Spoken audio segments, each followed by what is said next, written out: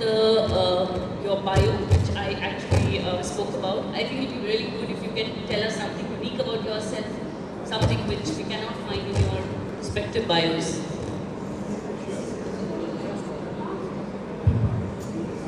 Hi, interesting question. I think so what you can basically see from my profile is the companies that I have worked in, but not why I took those decisions and why I changed. I think one of the things that sort of while retrospecting, why sort of things that stand out for me is I have taken decisions and joined companies which help me connect with the real purpose of my life. I have intentionally taken calls to work for companies which make intentional interventions to make the society a better place.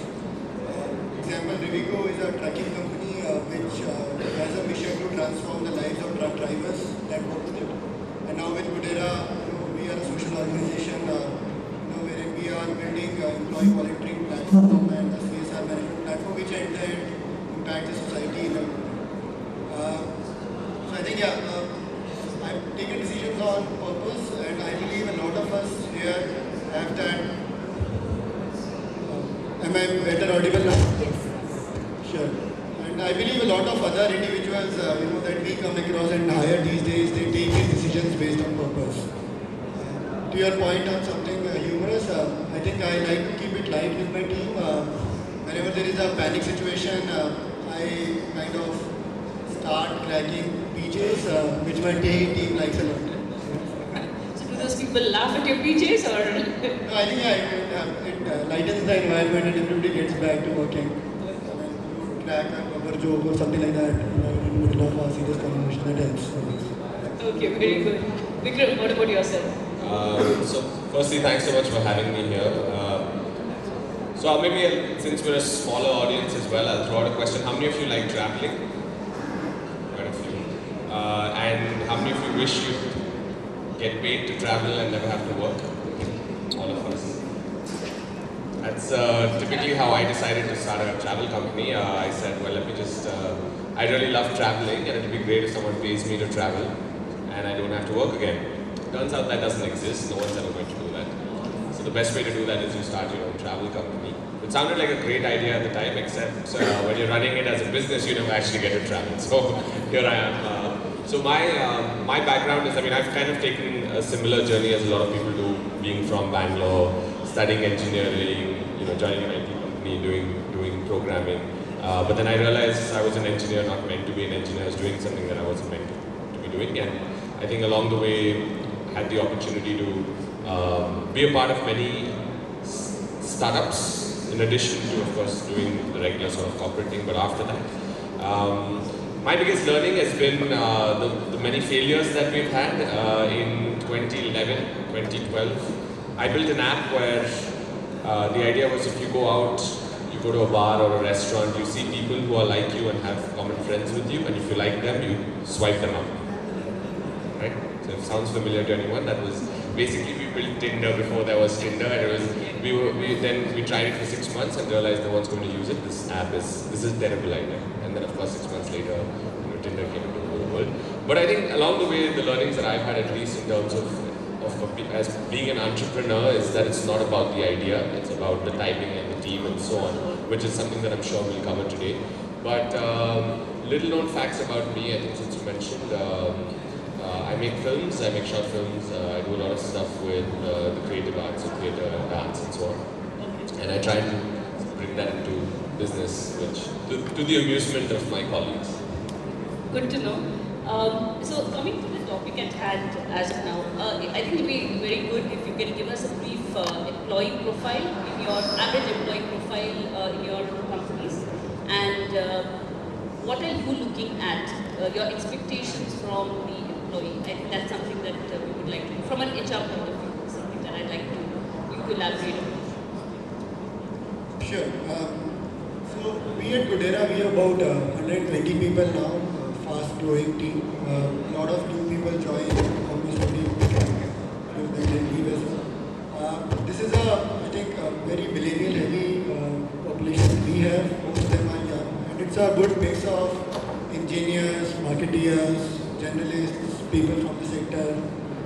But I think in terms of expectations, when I look at it, I think we expect everybody to know everything, don several hats, and have a knowledge about every function and add value everywhere.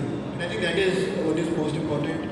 We don't expect somebody to have more knowledge or certain functional skills, but I think it is values of ownership, bias for action, and these are which are much more important for our business because we're fast growing, things are changing very fast, rules are changing, there are processes which are coming up, most of the time there are no processes at all, and new people coming in. So the culture of the team, the conversations, all of that is in a very gradual flux, and in all of that, maintaining culture, maintaining something that links everybody and that drives them to work beyond processes, beyond working hours, beyond weekdays. So is what is I think challenging and is what is expected and what I think people are living up to. So I'll just quickly maybe talk a little bit about the two companies that I run. I run a company called Byond Travel, and the idea with Byond Travel is bringing together people with similar interests, passions and needs. So we've got everything from women-only travel to adventure to self-drive, motorcycling, etc. and we do about 32 countries. The other company is called Parallel XR, which is a company that uses augmented and virtual reality to help people learn better. So as both companies are in fairly interesting domains, very diverse. The thing with travel though is as a domain, I think a lot of, and I asked the question earlier intentionally as well, a lot of us like to pursue travel as a hobby and therefore a lot of people feel that it would make for a great profession. And so on a daily basis we get people writing in who want to shift careers, who want to enter the travel industry, who want to pursue a passion. So our typical team makeup is very unconventional. We try not to be, role driven but more skills driven. We've got a fairly young team between, I'd say, average age of maybe about 26. A lot of people who started out with their first job with us and have continued on and sort of grown to take on more roles. And of course, we've got, for us at least, the backgrounds that we prefer are typically technology, content, and sales, because those are the three sort of aspects that we cover. So, just to follow up on that point, you said there are a lot of young people who are joining you. Now, do you find it, of course, you have worked in other companies, and now how do you deal with them? Do you have specific issues that you face with them which you have never dealt with earlier? A key HR issue that you have faced? Yes. I have a 10-month-old daughter, and it's funny when people talk about generation gaps, and generations before us, people would talk about generation gaps as being between us and our parents and so on. But I think now generation gaps happen every 5 years or 7 years, and that becomes very obvious in the workplace. The younger people on my team, today at least, have a lot more information, have a lot more access to knowledge, and are a lot more certain about what they want to do and what they don't want to do. So I think it's important to be able to have very honest, straightforward conversations about work, aspirations, career growth, objectives, etc. And be, absolutely flexible, because you're not always going to be able to put someone in a corner because they might want to change roles 6 months later. So I think it's important to be able to show them a path. And I think today, when so much of the way we build our careers is changing, where job hopping necessarily may not be such a bad thing, given the fast-paced environment that companies are built, grown, and shut down in some cases.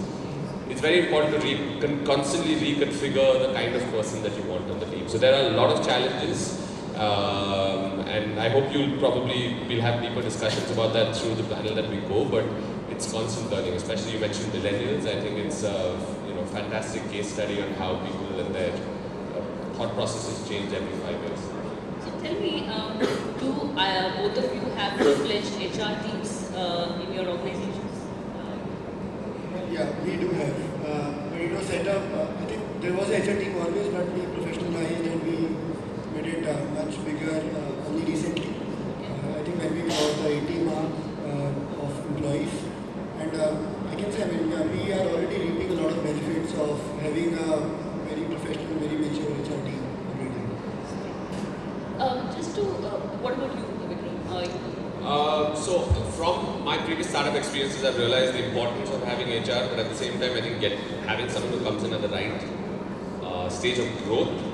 So we haven't actually invested in a full-time HR function, although we have, we do outsource parts of it, or we share functions with a couple of other sister companies. Now, both of you are working in technology, using technology platforms also. Specifically, you yourself, you are working with HR departments and CSR departments primarily. Do you see a hesitancy from the HR teams in using that technology or that platform? What are the kind of issues that you have faced from HR teams on using that platform? So at this point, I think I'll also give a bit of context of what our platform is about. So what we do is we enable employee volunteering inside companies. We have a portal which is employee facing, just like a Book My Show, wherein your employees can come and find meaningful volunteering opportunities for themselves and go and volunteer. And we see that more and more companies, first of all, a lot of those companies already run employee volunteering within their companies but don't have a technology supporting it. But even though those who are not, a lot more are eager to use it. And I would say there possibly two reasons is what I see. First is the importance of purpose in today's day and age. Companies, it's very important for companies to have the right talent and to connect with the employees at the level of purpose. If the company's core purpose connects to the employee's purpose, that's where magic happens and employees give their maximum. I'll quote you an example. So we were working with a consumer goods company, wherein we had taken the employees of this company on a beach cleaning drive in Mumbai. And I was there at that drive and I asked this employee, what is your background and why are you doing this and how does it matter anyway to you? This employee said that I am a recent MBA graduate. I am here while doing the beach cleanup. I found a lot of bottle caps, a lot of other bottles and shampoo sachets and other things lying on the beach right now, which is polluting the environment. And I said, how does it link to your work or how does it matter to you? He said, my company is also into making shampoo in sachets. And in my MBA and in my everywhere in my career, always I heard that this was the best innovation ever which came out of India. That a shampoo bottle was brought down into 2 rupee sachets and you unlocked a bigger market. But nobody ever talked about the negative environmental effects of such decisions that could be there. And he said that when I grow on as a leader later, I want to make responsible decisions. For that, it's very important for me to understand my community first. I need to know what are the disabled homes, what are the shelter homes, what are the problems that the community has, what are those people who are around me but still I don't see them. Right? And that's very important for me when I grow as a leader. And my company helps me, take responsible decisions on these things, and it is an essential part of my leadership training. And my company provides me avenues and options to choose from. I can either do this beach cleaning today, or I can do, go to a shelter home today and teach kids there. And that is, I think, the essential part. In today's millennial-driven population, employees want to choose. Employees don't want to be forced upon, especially something as inherent as volunteering, which has to be voluntary. So employees want options, and purpose is very important. And if companies connect to employees' purpose at that level, you have the employee for a lifetime and giving their maximum. So I think to answer your point, because purpose is more and more important for companies and because there is a millennial-driven population, I think we see a lot of keenness amongst HR fraternity for our portal. The second, I think, aspect to it is the importance of communication in today's time and age.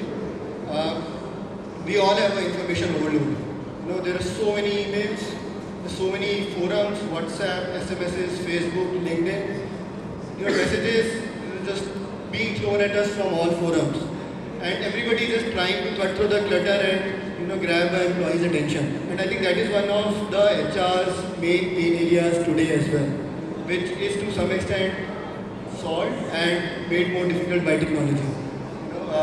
Though technology provides you tools to cut through the clutter and reach out to the employee, but there is many of them who are trying to do the same thing. So I think in that context, it is very important for HR managers to have technology that helps them send different messages to different types of an audience, to different messages to millennials, different messages to Gen X, and find out what works.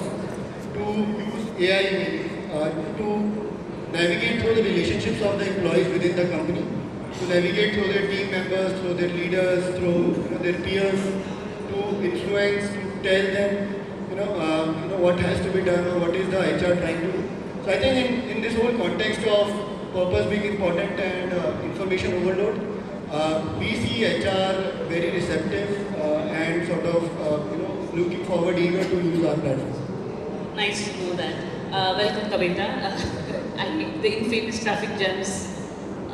So let me begin. Let me start with you again.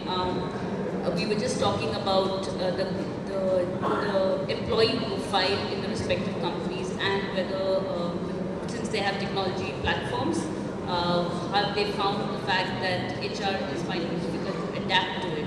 In your case, yours is a very rich skill set. Your company is established. What can you give us a brief about the kind of employees that you have and what are the issues that you're facing with respect to them adapting to platforms? Right. First of all, apologies for being late. Bangalore traffic cannot be an excuse. Sorry again. So, compared to the other panelists, mine a little different by means of size and the kind of people that kind of we employ. We're a core biologics company, an oncology development company. Pretty small by means of sizing and the techniques that we use in hiring. It's been word of mouth and people that we identify. So to give you an example, I don't have an HR setup in my company. It ends with me, right? We're a group of 36 scientists. We have a very sketchy, non-science group, so to speak, which is just, one finance person and like one admin person, which all regroups together and, takes care of the HR of the company, right? As much said, and as much as there is importance in kind of regrouping talent, taking care of talent, and focus on hiring, and like he mentioned, an entitled-driven millennial group to handle. There is always learning on our part too, and for me, this being a second startup has basically different curves and different learning processes. I also come from an experience of working in big biopharma like Biocon, which used to have huge hiring teams and HR processes that were very, I wouldn't say hierarchically run, but so process driven that it had its own issues. So to cut short to my story, the kind of impetus that, and I noticed, I was kind of connecting with what you were speaking to, right? What we have found in our setup is that one, to kind of carve out niches as to the kind of company that we are, and therefore it stands out to the kind of hiring that we do, right? It's easy to say you're a research-driven oncology company, and so you'll have a bunch of, PhD postdocs joining us and doing oncology, but that's not the kind of company that we are. As much as we have these kind of people, the kind of trend that we set is, I'm an ultra-marathoner, I'm a runner, the entire company runs. So when we profile people to join us, they are of that, caliber by means of they have an outward interest to do, particular activities, and therefore they join companies like us. So that's very interesting that you mentioned that you're attracting talent based upon common interests that you have, and I think that's something that Vikram was also talking about, travel. And can you also say the same thing, that people in your company are attracted towards talent, and that's why you're hiring them into your company? Is that the... Could you repeat that again? So she was saying that we are attracting people based upon the fact that all of them are like to run and they're marathoners. Similarly, in your case, does that also apply from a travel point of view? Yeah, absolutely, and I think it's a good thing and a bad thing. Of course, the bad thing is that nobody ever wants to sit in an office. But the good thing is, yes, because at the end of the day, if you're building a company that's tapping into a very intangible value that people get from it, you have to understand their motivations and be able to sort of think from a customer's perspective. So it helps immensely. I think the word of mouth that you mentioned is crucial in industries where skill sets or the requirements may not be very easily defined, or it might not be so commoditized that you can pick up. You can pick up anyone from the talent pool, and so therefore to be able to get people from references allows you to build a bit of that like-mindedness internally. For us, since we're building our company as a community and we talk about bringing people together, it's extremely important that we do that with ourselves first. And so I mentioned this earlier, we get easily about 10 to 20 people who write every day saying, I'm a chartered accountant and I want to stop what I'm doing and I want to come and work for a travel company because I think that means that they get to travel. On average, 10 to 20 every day, and it's very interesting to understand why people want to join. So therefore it's important to understand who to filter it. So all of you have small employee strengths. Now, where do you see HR technology actually playing a role in your respective company? Do you see it playing a role at all, first of all, in your maybe 1 or 2 years timeline, or you find that irrelevant at this point in time? Yeah, I guess this is something that I had also mentioned when we had connected. For me, at this point, because we're kind of dually located, like we're located in Boston and in Bangalore, our focus being what it is by means of scale of product and not necessarily by scale of people, therefore makes this, in my mind, kind of irrelevant. Having said that, I don't think one should negate, technologies that could enable hiring. I would not, kind of make that statement saying it does not enable. It does. Probably the stage at which the company is, because a company like ours has another 3 to 4 years before we do, a strategic merger or an IPO. Then at that stage and scaling, probably, very structured technologies go real. But right now, no. Okay. What about you, Aditya? I think, for us, it plays a very important role, technology in HR. I mean, if I was to understand, break this into 2 pieces, there is technology in HR which is employee facing, and there is technology in HR which helps the HR department in doing their tasks. So I think from an employee point of view, it helps ease out. I think it's basic hygiene now that you don't want to be spending time on managing leaves, attendance, communicating benefits to employees and everything. So I think there are very easy technologies that are available which are plug and play, which I think most of the startups very early on take up, and which actually helps one person in the HR department drive a lot of things with all the employees. So I think at the employee front it definitely helps ease out things and cut through the clutter, like I was saying earlier. At the HR manager level also, I think for us we have reaped a lot of benefits. Largely, I can think of 4 broad areas here. One being employee engagement, second learning and development, employer branding, and talent acquisition.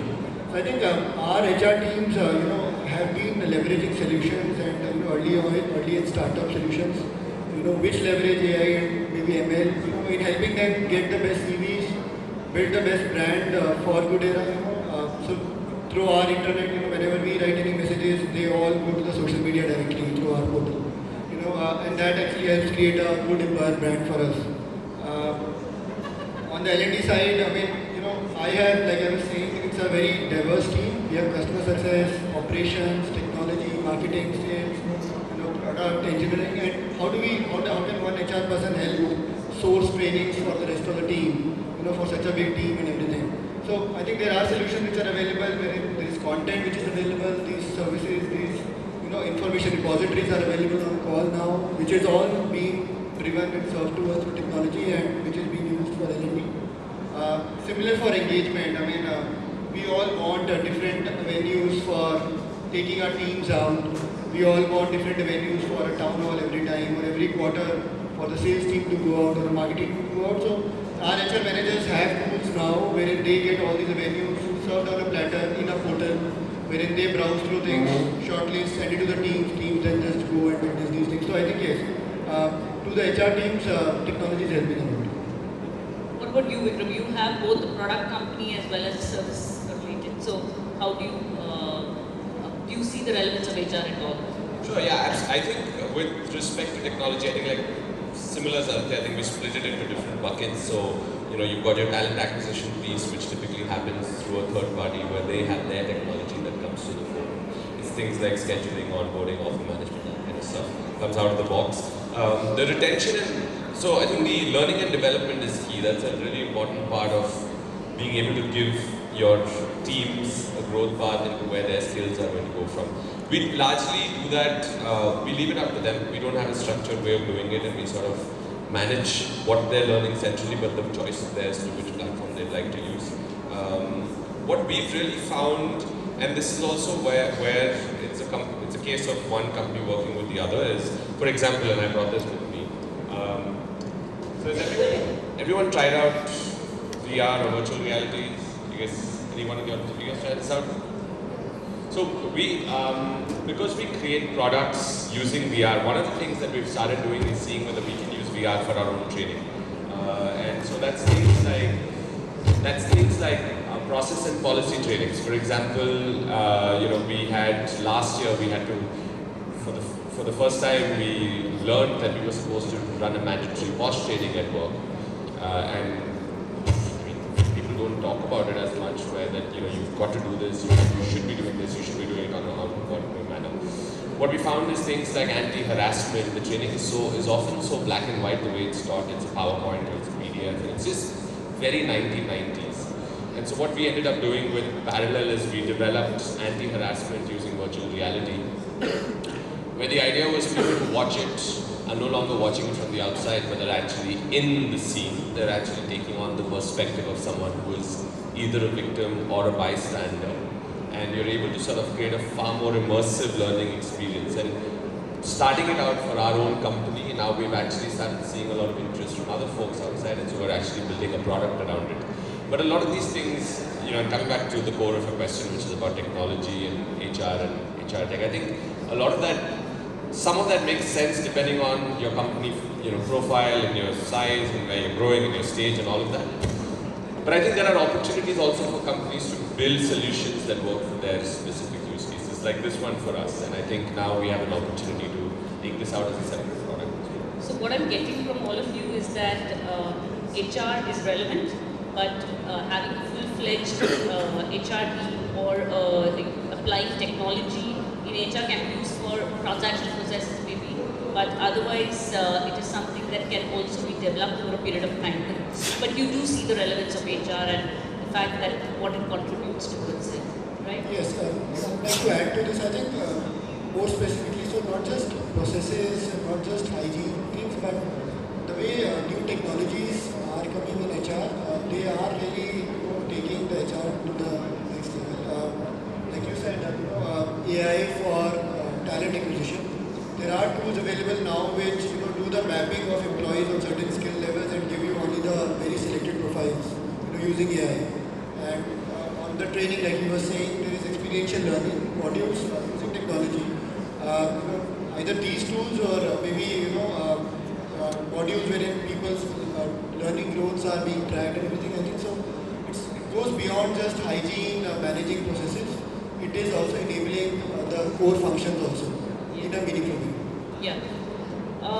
So can you help me understand, have you faced the issue of multi-generational employees in the same workplace, and have you seen a difference? I'm not sure about you, because both of you have mentioned that you have millennials. What about yourself, Kavitha?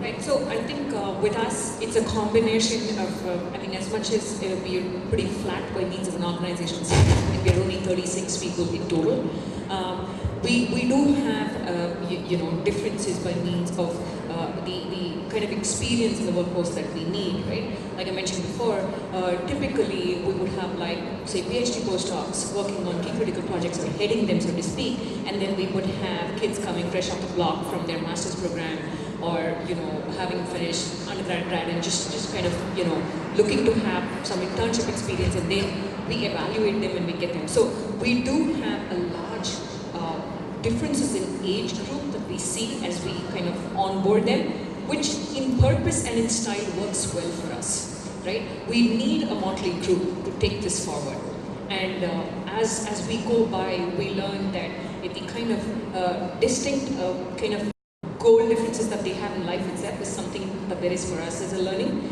and for us to adapt and to kind of get them in the same space as us, and for them too, because in this millennial force that you see, there is the whole entitlement piece, and there is also the quick turnaround times that they need to see for themselves, else they keep jumping, right? Which is another problem in itself. So for startups like ours, which is typically kind of R&D is housed in another bigger company, we need to remain independent, nichely kind of cool, but at the same time kind of cool enough to be bought pretty quickly. You know what I mean? So the technology becomes more important than the people, but that's not the messaging. The folks are the ones who made the technology, and we're a very IP-driven company. So in an IP-driven setup, there are a lot of restrictions that one has in employees, and these play an important role for these kids who onboard. Because they don't like the other companies, they don't have access to their phones when they are inside our workspace, because that's an absolute no-no. So that's the first thing that they ask us, so can I actually access social media when I'm inside? We're like, no. So that becomes one of the gating processes. So they're like, okay, probably not this company then. You know what I mean? Very difficult for them to adjust the So they wing it now and then, but then we kind of brittle this like the way we do. Okay, so briefly tell me a key issue that you have faced with respect to these millennials. You said social media, the fact that they want to access social media and you cannot because the restrictions are like that. What about both of you? Key factor where you have not been able to deal with these millennials. I mean, just before I answer that, it's funny that you said entitled millennial generation, and that's a word that I find being used so often talking to other entrepreneurs or friends who are in similar spaces. And unfortunately, that's a tag that's stuck with the generation. I think Simon Sinek's talks are a little too pervasive. We keep trying to, get words off him, but that's not right, actually. So I was just going to say, I think it's, while I might agree with that as well, I think it's slightly unfortunate that that tag gets branded with the millennial generation. The biggest challenge for me, I think, is communication. The approach to communicating with talent or colleagues who are of a certain generation, I think every generation has certain nuances on communication. I think one of the big differences is, I mentioned this earlier, is to have clarity of thought and being upfront. There's no point beating around the bush, or there's no point trying to build a dream so far into the future that people might not even envision it. I think people today move so quickly that you need to be able to show them both the short-term benefits as well as, if you stick around in the long term, here's what we will build together. So communication is key, not just in terms of onboarding and acquisition, but also in terms of retention. There's so much opportunity out today for smart, talented people, and it's natural for them to heed those or to pay attention to opportunities coming their way. So retention, I think, is key, and as a business owner, to be constantly communicating my vision in a manner that they would find relevant, so that they stay on and build something amazing with me. The larger purpose that you need to communicate to the respective. Right, and I think that's, some of the stuff that you were talking about, your own personal journey of making something that you value and building good for people. And I found that a lot of times, it's not about the money, it's not about the perks, it's not about the benefits. If you're able to sort of show that purpose in a manner that's very relevant, then people will stay. But of course, that's the biggest challenge as well. What would you answer? Yeah, I mean, I would agree. So we are a social organization, like I said. So almost everybody who applies, to our company, the first thing they say is, yes, I want to work in this sector, and for this purpose, that's why I apply. So yes, that's very important. And to your point on communication, right? So what we do is basically we have 6 lakh employees who are using the platform of Goodera, right? And the way we do communication with different companies is very different. So the way, the frequency and the messages that go out to, let's say, a Mintra, which is more millennial, the quirky communication is what you make for them, is very different from what communication we make for employees of Godrej. Where it is Gen X, old age employees, all the messages, photographs, everything changed, the frequency changes and everything. And I think we learned both the traits, and then now what we offer to companies, which have a mix of this population, is you send out targeted communication, and you catch and learn who wants what type of a communication. Okay. And also, I think to just last point on millennials, this communication is no more one way. What we feel is, especially with millennials, they want to speak, they want to express, and if companies are able to make this communication two-way, if you provide them forums to write, talk, where they are heard, where they are expressing, intranet forums, that's where people find the most comfort. And if companies could actually make their policies learning in that way, that they're always listening and changing things as per what people want, that is, I think, where I think millennials, and I think you can manage them very well.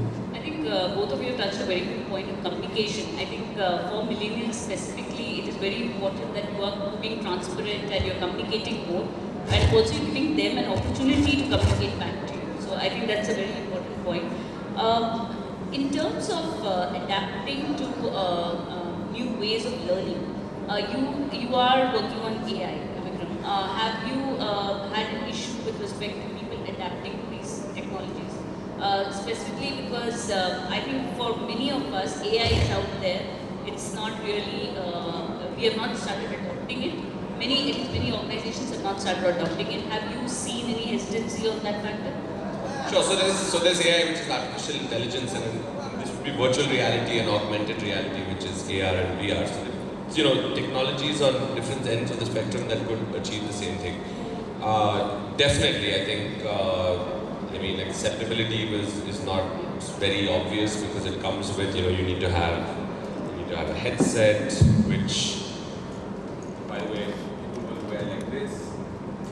So you're creating a new way of learning. It's a different tool that people need to invest in. So there is definitely some convincing to be done, but at the same time, I think learning has to evolve.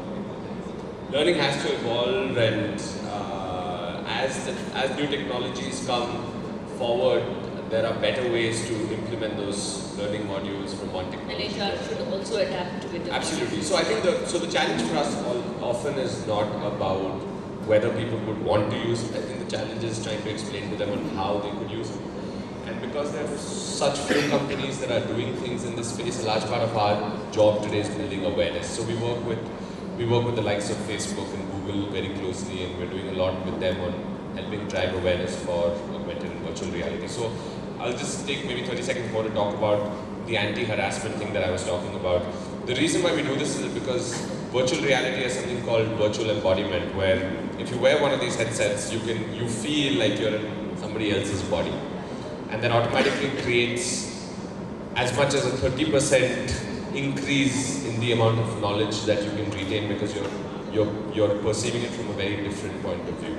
So some of those concepts, I think when you understand the science behind the technology and then to apply it to a new space, it's a very obvious use case. But it takes its own time to sort of get there, and that's what we're attempting. That's very nice to hear. I think before I close with the last set of questions, any questions from the audience, then we can put it to the panelists. Or anything on the app?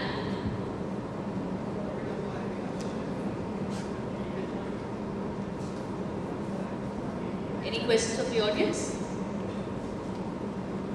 Someone can give a mic or something.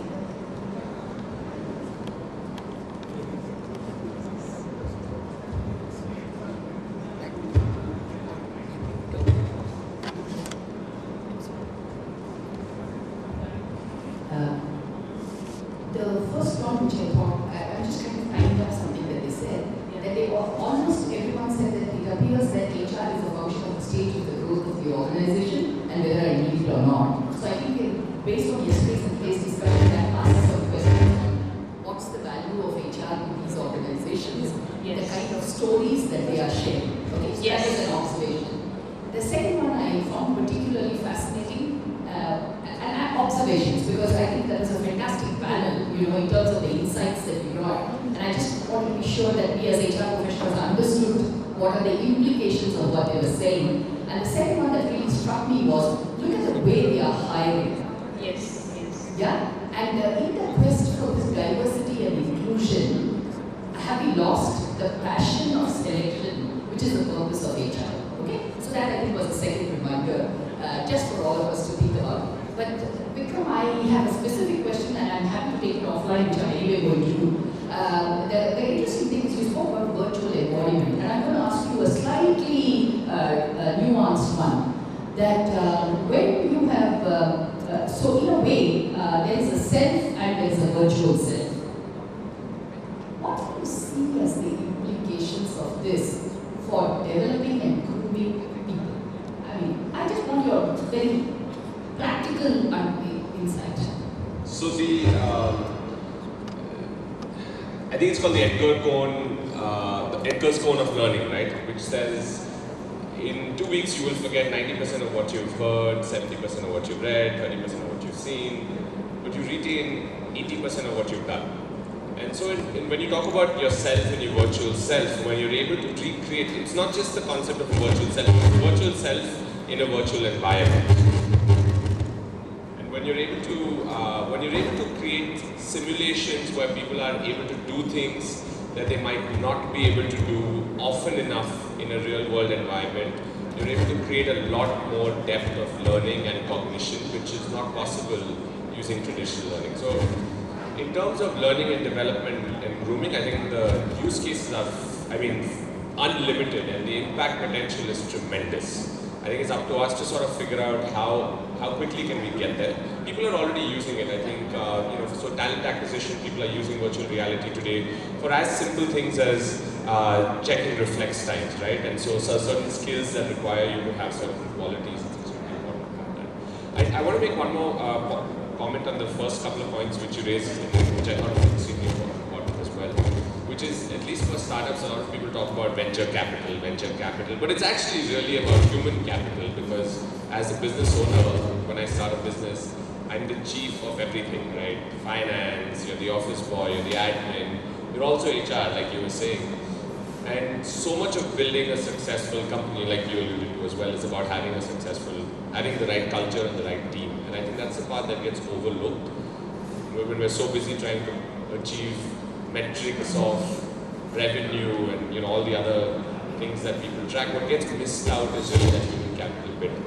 So I do think, to answer your question from my perspective, I do think it's an extremely important part of building an organization, although I feel that it's often underlooked, or it's not necessarily, as business owners, we don't necessarily pay that importance to it, which hopefully will change.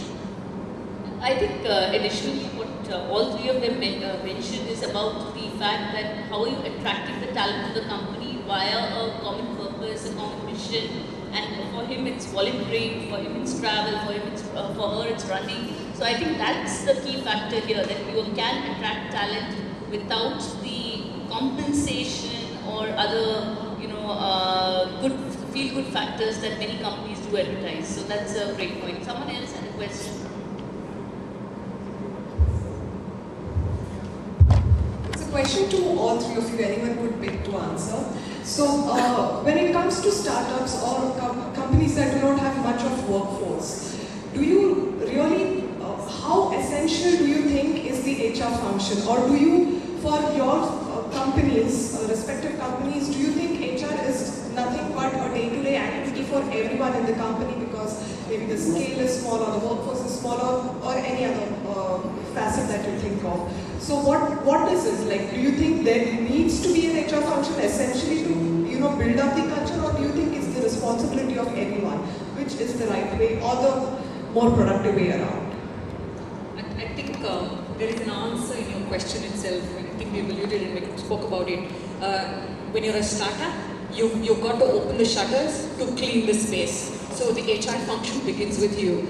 If you've got to have more people in your setup, you're probably the central focus and locus of culture, attention, hiring, and promoting, right? So I think HR as a function is not about designated people, but it's about kind of concentrating a whole bunch of things that you want in the company.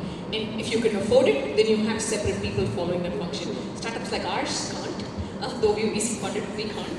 But at a time and scale, maybe we can. But I think most essential, and I think a couple of us alluded to it, is that the efficiency of movement towards a goal, as long as it's articulated to people within the system, the success of the system lies within it.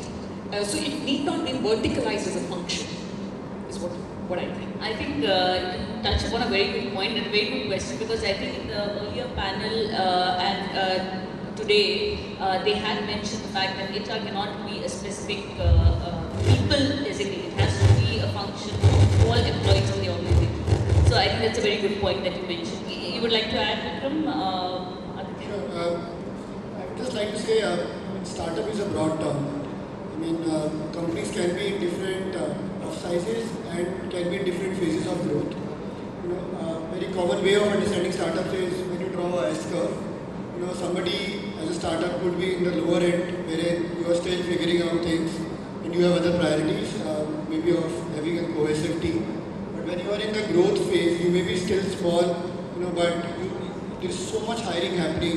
There are so many new people coming in that you could actually absorb 3 to 4 HR people just doing that. And then there's a whole aspect of then bringing in L&D policies, bringing in trainings, bringing so many other things. So I think depends on what phase of the growth you are, but totally agree with the question. Are there any other questions? Any other questions? Okay, so I think let's close. I really thank you for the insightful discussion, but I'd like to close with a rapid fire round and coffee with current type of situation. So I will start with. Okay. So what's the first thing that comes to mind when you're talking about HR and technology together? I would say employees' experience in the Vikram? Virtual reality. Virtual reality, okay. On track. How fit and young you are. You're really Young- tying it into And your young is routine. not a factor of age. Okay. Describe your millennial generation. Your employees in the millennial. people who want to explore. So they're explorers. People who want a lot of options for everything, and people who want to speak out loud about their emotions. Okay. Extremely exciting and extremely exhausting. They have the smallest footprint of wanting to own. That's what I would say. Nice. Okay, what is the one issue that is worrying your senior team with respect to HR? Talent, acquisition, attraction, retention, and growth. Yeah. But talent. Talent basically. Yeah. Okay. Yeah, I'd say talent development within bringing people on and then showing them that they can get to the next level and motivating them to get there as fast as you want them to. Yeah, I would agree. It's productivity versus time. And there is a certain hurry that I guess management has that needs communication to the young workforce. Okay, okay. One advice that you like to give all these people in the HR profession? No one wants to take it. Experiment more, try out new technologies, and play with new things which are coming. I would say that I think any experienced HR professional who's sort of seen a lot of pitfalls, at least that maybe some of us as business owners are seeing, probably have an opportunity to be able to help and correct some of that in a very different way than it's happening today. I think I find at least HR to be inaccessible unless it's really thought of. Like you've got communities for other things. You've got technology communities, you've got marketing communities, but I think when you talk about people or talent or HR as a community where there's access to knowledge and information from the outside, it's not very obvious. Okay. I think the HR community as a large, and if it's not bifurcated, at least in my space and the technologies that I deal with, it's extremely important for folks to understand that space. So, for example, if and when we scale and we have, say, separate verticals in HR, I think it's very key that they understand the first thing what we do. What you do, And it's not a generalized thing. So thank you for that quick thinking and thank you so much for being a part of this discussion. I hope the audience also found this interesting. A little offbeat from what we have been discussing in the last 2 days, but I'd like to thank all of you for coming all the way here and encountering the famous traffic jams for this. Thank you so much once again. Thank you.